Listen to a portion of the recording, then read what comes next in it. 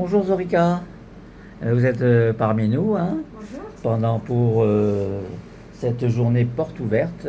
Bonjour. On a des gens qui attendent de leur tour pour pouvoir rentrer. Le trottoir est rempli. Ils attendent leur tour. Donc vous nous faites l'honneur d'être avec nous avant vos vacances. Vous allez partir pour le mois d'août. Voilà. 2 semaines. Peut-être disponible fin août, on verra, parce que nous, on a des choses à faire aussi. Également, on a pensé prendre une semaine en fin de semaine du mois d'août également.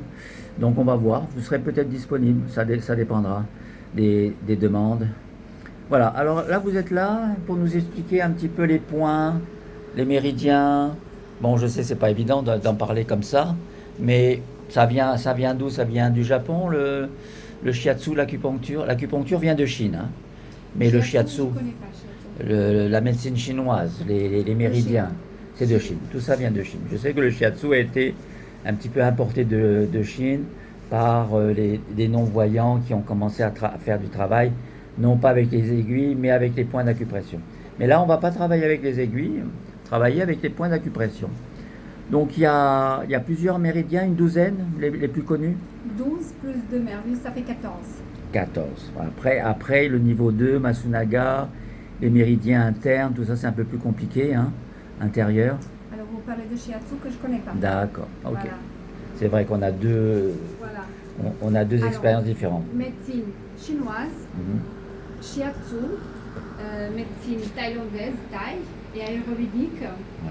Il y a des choses en commun, mais ce sont des comment ça s'appelle, Des branches, des branches complètement différentes. Voilà.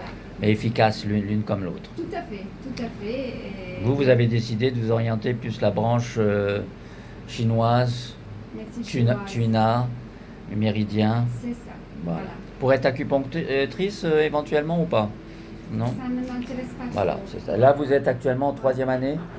C'est ça, oui. Troisième année. Et pour passer, combien il y a d'années d'études? 3, 4, 5? En moyenne toute la vie. Voilà. Toute la vie. Voilà. Idéalement pour un bon praticien, 15 ans. Voilà. Mais en France, on Non, fait mais d'études. d'études, pour À être l'école. un bon praticien, 15 ans. Mais D'accord. en France, on fait 3-4 années, 4 4 ans, années. je pense. Et les Voilà. acupuncteurs, 5 ans. Je pense en 4 ans. 4 ans. ans, oui. Mais c'est pas complètement légal encore en France, l'acupuncture, sauf si on est médecin. Oui, mais il y a plus de bruit que le fait. Pourquoi? Parce que quand ils sont arrêtés de certaines personnes qui pratiquaient acupuncture soi-disant illégalement, surtout ils sont arrêtés parce que les personnes ne payaient pas l'URSSAF. Voilà. Ah, d'accord, c'est plus interne. C'est plus ça. C'est pas parce qu'ils n'avaient pas de formation, c'est parce qu'ils ne payaient pas l'URSSAF. Ok. Et C'était, Mais les personnes, ils ont été relâchées parce que de toute façon, ou quelqu'un qui a été dénoncé par un infirmière, médecin, quelque chose et tout. Mais aujourd'hui, Donc ils n'étaient pas légaux, ils n'étaient pas aujourd'hui, en France, légalité. il y a très peu de médecins qui pratiquent acupuncture parce que ce sont des branches complètement différentes. C'est la médecine qui ne se ressemble pas du tout. Et les médecins, ils savent bien, ils connaissent bien le corps humain. Mais quand même, si on veut s'orienter vers l'acupuncture, il faut apprendre tous les méridiens. Et aussi, Très précisément. et aussi savoir à qui faire et quoi. Voilà, c'est-à-dire, c'est complètement une approche différente. Une philosophie différente. qui change de la médecine occidentale. Tout à fait. On ne va pas soigner de la même façon. Et aussi, un point, on peut l'utiliser de différentes manières.